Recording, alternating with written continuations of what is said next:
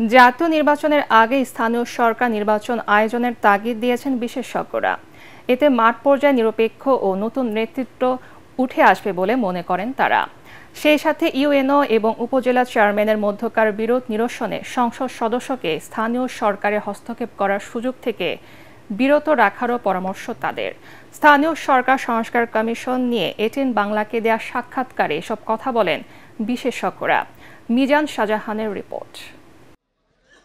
স্থানীয় সরকারকে শক্তিশালী করতে ডক্টর তুফাইল আহমেদের নেতৃত্বে সংস্কার কমিশন গঠন করেছে অন্তর্বর্তী সরকার। কমিশনের উদ্দেশ্যে স্থানীয় সরকার বিশেষজ্ঞরা বলেন, উপজেলা পরিষদের উপদেষ্টা পদে সংসদ সদস্যদের রাখলে বিরোধ দেখা দেয় চেয়ারম্যান ও উপজেলা নির্বাহী কর্মকর্তার মধ্যে। মন্ত্রী সচিবের মধ্যে বিরোধ দেখা না গেলেও চেয়ারম্যান, ইউএনও এবং এমপিরা কেন বিরোধে জড়ায় তা খুঁজে বের করে সমাধানের সুযোগ এসেছে বলে মনে করেন তারা। জনগণের দ্বারা নির্বাচিত যে তার ক্ষমতা বেশি থাকা উচিত, কারণ সে জনগণের দ্বারা নির্বাচিত হয়েছে, তাকে অ্যাকাউন্টেবল থাকতে হবে to the people of this area.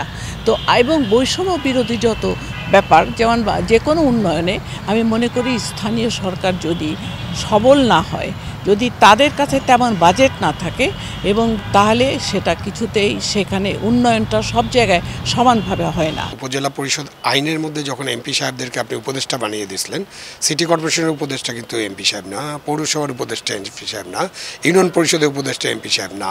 যখন উনি এমপি সাহেব উপদেষ্টা হলেন এবং উপদেষ্টার কাজ উপদেশ দেওয়া, কিন্তু উনি উপদেশ দেওয়ার মধ্যে থাকলেন না, উনি যখন নিয়ন্ত্রণ করার চেষ্টা করলেন তখন উনি ভাগ করে দিলেন যে চেয়ারম্যান আছে, উপজেলা চেয়ারম্যান, তার সাথে যাতে আমাদের নির্বাহী অফিসার তার একটা দ্বন্দ্ব সৃষ্টি করা যায়। Double million offer, Walton fridge কিনে পেতে পারেন 20 লক্ষ টাকা, রয়েছে কোটি কোটি টাকার নিশ্চিত উপহার। জাতীয় নির্বাচনের আগেই স্থানীয় সরকার নির্বাচন আয়োজন করা উচিত বলেও মত বিশেষজ্ঞদের। অন্যদিকে জাতীয় নির্বাচনের দিন পৃথক ব্যালটে স্থানীয় সরকার নির্বাচন করার পক্ষেও মত আছে কারো কারো। মেয়র ও চেয়ারম্যান পদে সরাসরি নির্বাচনের বিধান বাতিল করে কাউন্সিলরদের ভোটে মেয়র ও চেয়ারম্যান প্রার্থীদের নির্বাচিত করার পক্ষে যুক্তি তুলে ধরেন তারা।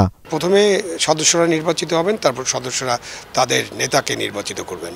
তো ইউনিয়ন পরিষদের উদাহরণ দিয়ে যদি বলি, সেখানে আপনি 9 জন সদস্য প্লাস 3 জন মহিলা সদস্য, নারী সদস্য আছেন।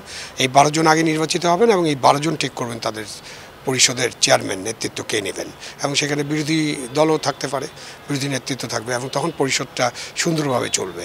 ঢাকা সিটি কর্পোরেশনের কথা চিন্তা করেন, এই সিটি কর্পোরেশনের মেয়র হওয়ার জন্য অনেক নামি দামি রাজনৈতিক ব্যক্তিত্ব আছেন, অনেক মেধাবী মানুষ আছেন, কিন্তু কাউন্সিলর হওয়ার জন্য একজন মেধাবী খুঁজে পাবেন না আপনি।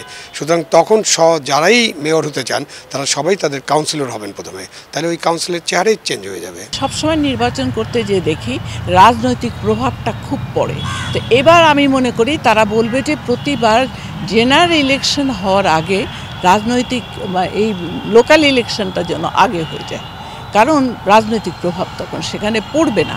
কারণ আরেকটা জিনিস এতে হবে কি, গ্রাসরুট লেভেল থেকে নেতা সৃষ্টি হবে, এবং সেই সব নেতা সৃষ্টি হবে যারা লোকালি লোকদের কাছে পপুলার।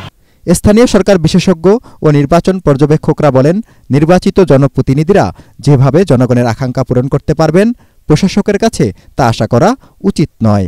মিজান শাহজাহান, এটিএন বাংলা, ঢাকা।